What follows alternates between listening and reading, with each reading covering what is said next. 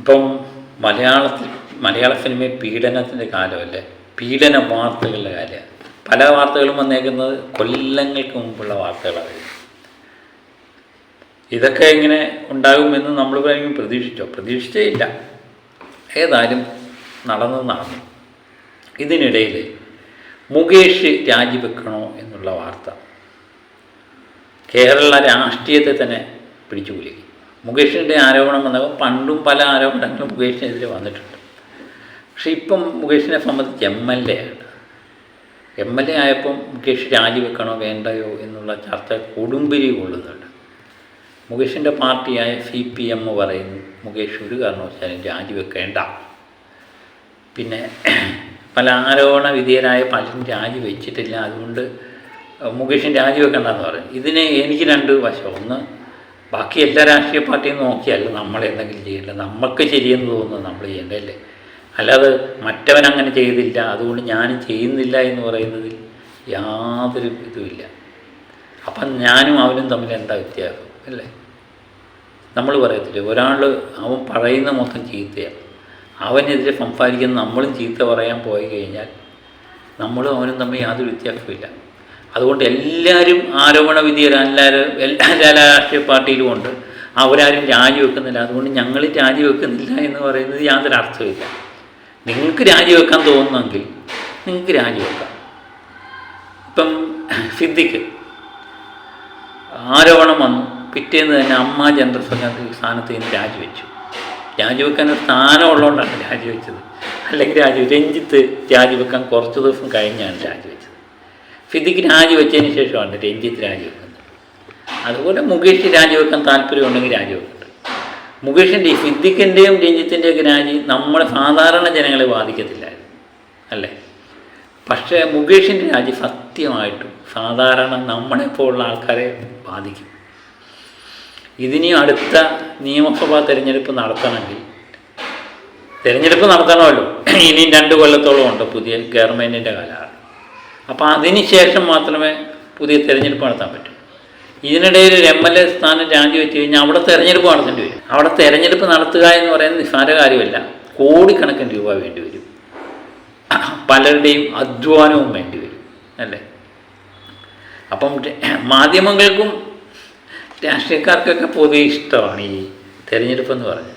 ഇപ്പം മുകേഷിനെ തോൽപ്പിച്ചു, അല്ലെങ്കിൽ CPM-നെ തോൽപ്പിക്കാൻ കോൺഗ്രസ്സുകാരും കാത്തിരിക്കുന്നു, കോൺഗ്രസ്സുകാരെ തോൽപ്പിച്ച് CPM-നെ വിജയിപ്പിക്കാനും അല്ലെങ്കിൽ BJP സ്ഥാനാർത്ഥിയെ വിജയിപ്പിക്കാനും അവരെല്ലാം കാത്തിരിക്കുക. അതൊരു രാഷ്ട്രീയ യുദ്ധം. തിരഞ്ഞെടുപ്പ് എനിക്ക് തോന്നുന്നു രാഷ്ട്രീയത്തിലെ അണികൾക്കും ഈ മാധ്യമങ്ങൾക്കെല്ലാം വളരെ ഇഷ്ടമുള്ള കാര്യമാണ്. പക്ഷേ സാധാരണ ജനങ്ങളെ സംബന്ധിച്ചെന്ന് പറഞ്ഞാൽ ഈ തിരഞ്ഞെടുപ്പ് എന്ന് പറഞ്ഞാൽ അവർക്കൊരു ഭയങ്കര പ്രശ്നമാണ്. പ്രത്യേകിച്ച് വോട്ട് ചെയ്യാനുള്ള താല്പര്യം പ്രത്യേകിച്ച് കുറഞ്ഞു വരുന്നൊരു സമയമാണ്. ആരും വിശ്വാസമില്ലാത്തൊരവസ്ഥ. അതുകൂടാതെ നമ്മളെ നികുതി പണം ഉപയോഗിച്ചാണ് ഈ തിരഞ്ഞെടുപ്പ് നടത്തുന്നത് എന്നുള്ളൊരു പ്രത്യേകതയുണ്ട്.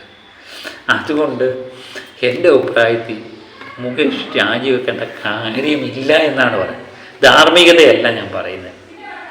ധാർമ്മികരമായിട്ട് ഇപ്പം എനിക്കങ്ങനെ സംഭവിച്ചു കഴിഞ്ഞാൽ ചെറുപക്ഷെ ഞാൻ രാജിവെച്ചെന്നിരിക്കും, എറിഞ്ഞിട്ട് പോകും, എന്നാൽ പുല്ല എന്ന് പറഞ്ഞിട്ട് കളയും. പക്ഷേ മുകേഷിൻ്റെ രാജി എന്ന് പറയുന്നത് നമ്മളെ ബാധിക്കും. നമ്മുടെ നികുതിപ്പണം വെച്ചാണ് ഇനി തിരഞ്ഞെടുപ്പ് നടത്തുന്നത്. അതുകൊണ്ട് എനിക്ക് തോന്നുന്നു ആര് വന്നാലും വേറെ പ്രശ്നമില്ല. ഇനി 2 കൊല്ലം കൂടെ മുകേഷ് ഇരുന്നാലെന്താ? 2 കൊല്ലത്തിന് ശേഷമുള്ള തിരഞ്ഞെടുപ്പിൽ മുകേഷിനെ തോൽപ്പിച്ച് മുകേഷിനെ എതിർക്കുന്നവർക്ക് പകരം വീട്ടാം അല്ലേ. അല്ലെങ്കിൽ ജനങ്ങളുടെ മുമ്പിൽ തൻ്റെ അഗ്നിശുദ്ധി വരുത്തട്ടെ. അതാണ് എനിക്കതിനെപ്പറ്റി പറയാനുള്ളത്. പ്രത്യേകിച്ച് മുകേഷ് രാജിവെച്ചിട്ട് കാര്യമൊന്നുമില്ല, ഭരണത്തെ ബാധിക്കുന്നില്ല അല്ലേ. പിന്നെ അവിടുത്തെ ഒരു MLA മാറിയിട്ട് വേറൊരു MLA വരുന്നു, അത് ചിലപ്പോൾ CPM തന്നെ ആകാം, അല്ലെങ്കിൽ കോൺഗ്രസ് ആകാം, അത് പ്രത്യേകിച്ചൊന്നും ഒരു മാറ്റം ഉണ്ടാകുന്നില്ല. ഈ 5 കൊല്ലത്തേക്കാണ് നമ്മളൊരു വ്യക്തിയെ തിരഞ്ഞെടുത്ത് വെച്ചിരിക്കുന്നത്.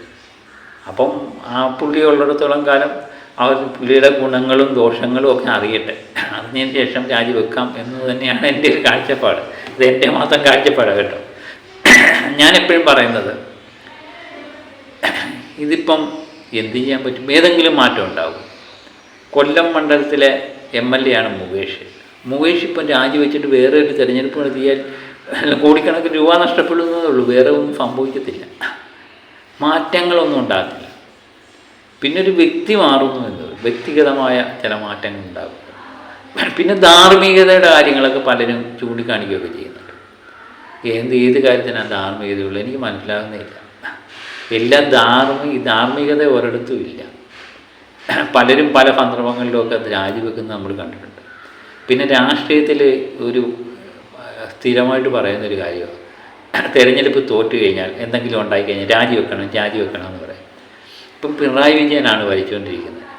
അപ്പം രാഷ്ട്രീയത്തിൻ്റെ എന്തെങ്കിലും ഒരു പ്രശ്നം ഉണ്ടായി പിണറായി വിജയൻ രാജിവെക്കണം, അല്ലെങ്കിൽ അതിന് ആരോപണമില്ല MLA രാജിവെക്കണം എന്നൊക്കെ പറയുന്നത് പ്രതിപക്ഷത്തിൻ്റെ ശൈലി. അത് അല്ലെങ്കിൽ പ്രതിപക്ഷം ഇല്ല എന്ന് നമ്മൾ പറയേണ്ടി വരും. ഇപ്പം മുകേഷ് രാജിവെക്കണ്ടെന്ന് പറയും. ശശി തരൂർ പറഞ്ഞിട്ടുണ്ട് മുകേഷ് രാജിവെക്കണ്ടെന്ന് പറയും. ആ ശശി തരൂരിനെതിരെയും നിരന്തരമായ ആക്ഷേപങ്ങളും അതിൻ്റെ ഇടയിൽ നമ്മൾ കാണും. കോൺഗ്രസിൻ്റെ ഒരു MP ഇല്ലേ, എനിക്കൊന്ന് പുള്ളി പറഞ്ഞ കറക്റ്റാണെന്ന് തോന്നുന്നു. ആരോപണങ്ങൾ ഉണ്ടാകും, അല്ലെങ്കിൽ ആരോപണങ്ങൾ അത് സത്യമാണെന്ന് കഴിഞ്ഞ് പ്രഥമദൃഷ്ടിയ കേസെടുക്കട്ടെ, പോലീസ് അല്ലെങ്കിൽ കോടതി പറയട്ടെ ഇത് അത് സ്വീകരിക്കുന്നുണ്ട്, പുള്ളി പ്രഥമദൃഷ്ടിയ കുറ്റക്കാരനാണെന്ന് തോന്നുന്നു എന്ന് പറഞ്ഞു കഴിഞ്ഞാൽ രാജിവെക്കുന്നതിന് കുഴപ്പമില്ല. അങ്ങനെയാണെങ്കിൽ എനിക്ക് തോന്നുന്നു മുകേഷ് രാജിവെക്കുകയാണെങ്കിൽ അടുത്ത ഇനി രാഷ്ട്രീയത്തിൽ സംഭവിക്കാൻ പോകുന്നത് ആരെങ്കിലും എവിടുന്നെങ്കിലും കൊണ്ടുവന്നാൽ മതി. കൊണ്ടുവന്ന് കഴിഞ്ഞിട്ട് ഇന്നത് ചെയ്തെന്ന് പറഞ്ഞു കഴിഞ്ഞാൽ എല്ലാവരും രാജിവെച്ച് പോകേണ്ടി വരും. അത് പ്രതിപക്ഷത്തിനും ഭരണപക്ഷത്തിനും എല്ലാം അത് മെനക്കേടായിരിക്കും. നമുക്ക് പ്രത്യേകിച്ച് നമ്മുടെ നികുതിപ്പണം കൂടാനേ അത് പേടിക്കത്തുള്ളൂ. അതുകൊണ്ട് ഈ തെരഞ്ഞെടുപ്പിൻ്റെ ചിലവെന്ന് പറഞ്ഞാൽ നല്ല കാര്യത്തിനൊക്കെ ഉപയോഗിക്കട്ടെ. നമുക്ക് 2 കൊല്ലം കഴിഞ്ഞിട്ട് മുകേഷിൻ്റെ ഭാവി നമുക്കറിയാമല്ലേ. അപ്പം ഇത് ഒരു രാഷ്ട്രീയത്തിലെ സ്ഥിരം ശൈലി തന്നെയാണ്. ഇവരിപ്പം ഇടതുപക്ഷം രാജിവെക്കുന്നില്ല എന്ന് പറഞ്ഞപ്പം പ്രതിപക്ഷത്തിൽ MLAക്കാണ് എതിരെയാണ് ഇങ്ങനെ ഒരു ആരോപണം വരുന്നതെങ്കിൽ ഭരണപക്ഷവും പറയും രാജിവെക്കണം. ഈ രാഷ്ട്രീയക്കാരുടെ ഒരു ശീലം ശൈലിയാണ് രാജിവെക്കണം. രാജിയാണ് അവരുടെ ഏറ്റവും വലിയ പ്രശ്നം. അത് രാജിവെക്കണം, ഞാനൊഴിച്ച് ബാക്കി എല്ലാവരും രാജിവെക്കണം എന്നാണ് അവരുടെ ഒരു രീതി. അത് നമ്മൾ പലപ്പോഴും കണ്ടിട്ടുണ്ട്. ഏതായാലും മുകേഷിൻ്റെ രാജി CPMൻ്റെ പാർട്ടി തള്ളിക്കളഞ്ഞു. പക്ഷേ CPI ഈ വനിതകൾ പോളിറ്റ് ബ്യൂറോ ആയ വൃന്ദക്കാരടുത്ത്, അതുപോലെ ആനി രാജ, ഇവരൊക്കെ തന്നെ പറഞ്ഞിട്ടുണ്ട് മുകേഷ് രാജിവെക്കണമെന്ന് പറയുന്നുണ്ട്. വനിതകളൊക്കെ പലരും പറയുന്നത് കേട്ടു. അപ്പം ഇത് ഒരു ആരോപണമല്ലേ ഉള്ളൂ. ഈ ആരോപണം ആർക്കെതിരെ എപ്പോൾ വേണമെങ്കിലും ഉന്നയിക്കാം, ആർക്ക് വേണമെങ്കിലും അല്ലേ. അതിൻ്റെ കൃത്യമായ തെളിവുകളുടെയൊക്കെ അടിസ്ഥാനത്തിൽ കോടതിയോ അല്ലെങ്കിൽ പോലീസോ ഒക്കെ തീരുമാനിക്കട്ടെ കുറ്റം ചെയ്തിട്ടുണ്ടോ എന്ന്. അതിനുശേഷം നമുക്ക് രാജിയെപ്പറ്റി ചിന്തിച്ചാൽ പോരെ. എൻ്റെ അഭിപ്രായമാണ് ഇത്. എനിക്ക് രാഷ്ട്രീയമില്ല, ഞാൻ പറഞ്ഞതാണ്. എൻ്റെ മനസ്സിലെപ്പോഴും നമ്മൾ കൊടുക്കുന്ന ഓരോ നികുതി പണവും അത് വേണ്ട വിധം വിനിയോഗിക്കുക, അല്ലാതെ തിരഞ്ഞെടുപ്പ് നടത്തി കളയാനുള്ളതല്ല എന്നുള്ളതാണ്. ഇപ്പം കഴിഞ്ഞ പ്രാവശ്യം തന്നെ പല MLAമാരും വന്നു അല്ലേ, MLAമാരും തിരഞ്ഞെടുപ്പ് മത്സരിക്കുന്നത് കണ്ടു, MP ആയിട്ടുള്ള അല്ലേ. അവിടെയും തിരഞ്ഞെടുപ്പ് ഷാഫി പറമ്പിൽ മത്സരിച്ചു. പിന്നെ അവിടെ ഇനി പാലക്കാട് തിരഞ്ഞെടുപ്പ് നടക്കണം, അവിടെയും നമ്മുടെ നികുതിപ്പണമാണ് നഷ്ടപ്പെടുന്നത്. അതുപോലെ രാധാകൃഷ്ണൻ മത്സരിച്ചു, വിജയിച്ചു, അവിടെയും നികുതിപ്പണമാണ് നഷ്ടപ്പെടുന്നത്. പല MLAമാരും മത്സരിച്ചു. ഏതായാലും പാകത്തിന് നമ്മുടെ നികുതിപ്പണം പോകണ്ടായെന്ന് വിചാരിച്ചായിരിക്കും അവരെല്ലാം തോറ്റും പോയി. അപ്പോൾ ഇനി അവിടെ പാലക്കാടും ആലത്തൂരല്ലേ, ആലത്തൂരാണെന്ന് തോന്നുന്നു, അവിടെ 2 തിരഞ്ഞെടുപ്പ് നടത്തേണ്ടി വരും. രാധാകൃഷ്ണനും ഷാഫി പറമ്പിലും വിജയിച്ച ഒഴിവിൽ. അതിൻ്റെ കൂടെ ഈ കൊല്ലത്തിൻ്റെയും കൂടെ കാര്യമില്ല. അത് ഭയങ്കര ചിലവാണ്. ഇപ്പം തന്നെ ഭയങ്കര ചിലവാണ്, ഭയങ്കര പ്രശ്നമാണ്.